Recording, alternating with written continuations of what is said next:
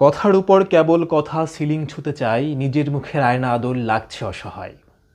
বাংলাদেশের বর্তমান কন্ডিশনে দাঁড়িয়ে নিশ্চয়ই দর্শক আপনার নিজেকে অসহায় লাগছে। কেন লাগছে জানেন?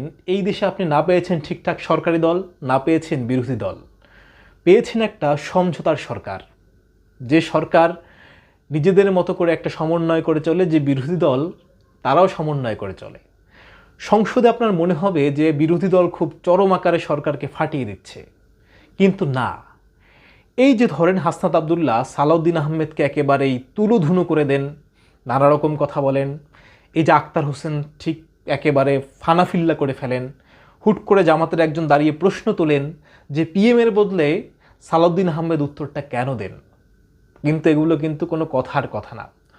কথার কথা হলো উত্তরটা কে দিয়েছেন ব্যাপার না, উত্তরটা পারফেক্ট কিনা, কাজটা ঠিকঠাক আগাচ্ছে কিনা। এবং এখানকার বিরোধী দলের আর একটা সমস্যা, তারা চান একরকম সমন্বয় করে চলতে।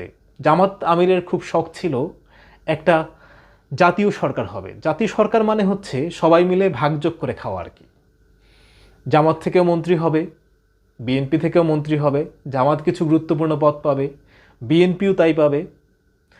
সব মিলিয়ে ধরেন বিএনপি স্বরাষ্ট্র নিলে জামাত অন্তত পররাষ্ট্র না হোক একটা বাণিজ্য মন্ত্রণালয় পাবে। এই যে ভাগ বাটোয়ারার মন্ত্রণালয়, এটা আবার হয়নি বলে জামাতের মধ্যে একরকম সংশয় ক্ষোভ আছে।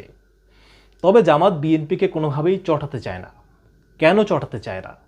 কারণ চটালে জামাতের কাজবাজ পাওয়া কমে যেতে পারে। এলাকায় তো তাদের কাজ করতে হবে। হাসনাতকে যতই কথা বলুক, হাসনাতকে এলাকায় ফ্যামিলি কার্ডটা পৌঁছে দিতে হবে। হ্যাঁ, ফ্যামিলি কার্ড সরকারি প্রজেক্ট, অবশ্যই পৌঁছে দেওয়া লাগবে, কিন্তু হাসনাতরা ফ্যামিলি কার্ডের এক্সাক্ট যৌক্তিকতা কতখানি, এটা কীভাবে কাজে লাগবে, এটা নিয়ে প্রশ্ন তোলেননি।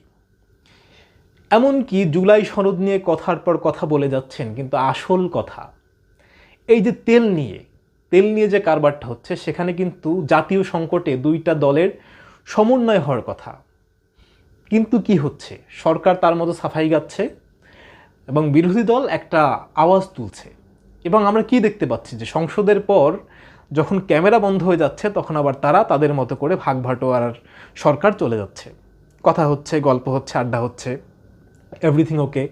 সময় পেলেই সালাউদ্দিন আহমেদকে দৌড়ে আসছেন হাসনাত, বিএনপির কেউ আবার ওদিকে এগিয়ে যাচ্ছেন। এই যে সমঝোতার সরকার, তারা চাচ্ছে যে কোনো মূল্যে ক্ষমতা ধরে রাখার, অন্তত তাদের গদিটা যাতে টিকে থাকে। কারণ ৭৭টা আসন খেলা ব্যাপার না। জামাত ইতিহাসে সব মিলিয়ে এত আসন পায়নি। তো যে কারণে জামাতকে এই আসন ধরে